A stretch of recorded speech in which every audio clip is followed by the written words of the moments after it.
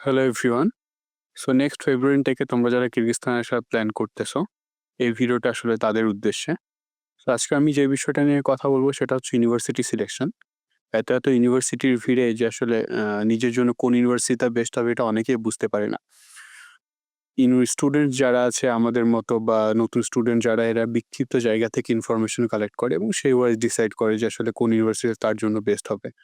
So আমি যে ২ টা পয়েন্ট নিয়ে কথা বলব সেটার উপর ভিত্তি করে তোমরা ডিসাইড করবে যে কোন ইউনিভার্সিটি তোমাদের জন্য বেস্ট হয়। সেটা হচ্ছে প্রথমত টিউশন ফিস কোন ইউনিভার্সিটির কত টাকা টিউশন ফিস এবং দ্বিতীয়ত কোন ইউনিভার্সিটির পড়াশোনার মান কেমন। তো ১ম এই যদি বলি বিশকেকে যে সকল ইউনিভার্সিটি রয়েছে লাইক ২ টা গভর্নমেন্ট ইউনিভার্সিটি রয়েছে এবং বাকিগুলা সব নন গভর্নমেন্ট। সো ১ম এই বলে দিতে চাই যে এখানে বাংলাদেশের মতো এমন না যে কেউ গভর্নমেন্ট ইউনিভার্সিটি থেকে পড়ে আসছে বলে তার পড়াশোনা বা সেখানকার পড়াশোনা মান অনেক বেশি ভালো। কেউ নন গভর্নমেন্ট থেকে পড়ে আসছে বলে সেখানের পড়াশোনার মান খারাপ। আসলে বিষয়টা মোটেও এরকম না। সো এখানে সেলফ স্টাডির জন্য যথেষ্ট সময় দেওয়া হয় এবং টিচাররাও খুব কোয়ালিফাইড। সেটা প্রত্যেকটা ইউনিভার্সিটিতেই।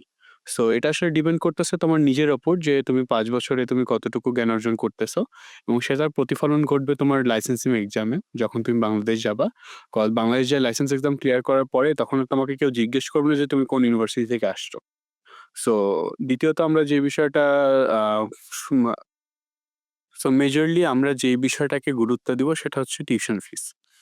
So high paid tuition fees কিরগিজস্তানের বিশকেকে যে সকল ইউনিভার্সিটি রয়েছে তার মধ্যে রয়েছে Kyrgyz state medical academy, non গভর্নমেন্টের মধ্যে রয়েছে IUCASM, ইস্ট ক্যাম্পাস, IHSM এবং আ যেগুলার লো টিউশন ফিস সেগুলার মধ্যে রয়েছে royal metropolitan university, Salim Begum medical university, IAU, international European university এবং ইউনিভার্সিটি অফ সাউথ এশিয়া।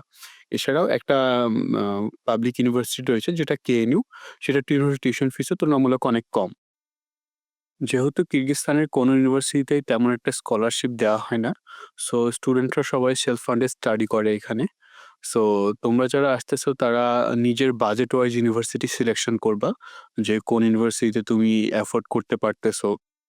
কোন ইউনিভার্সিটি পড়াশোনা বা সেখানকার এনভায়রনমেন্ট তোমার স্যুট করতেছে। এই বিষয়গুলো সবাই অনলাইন থেকে ইনফরমেশন কালেক্ট করে দেন তারপর ইউনিভার্সিটি সিলেকশন করবা।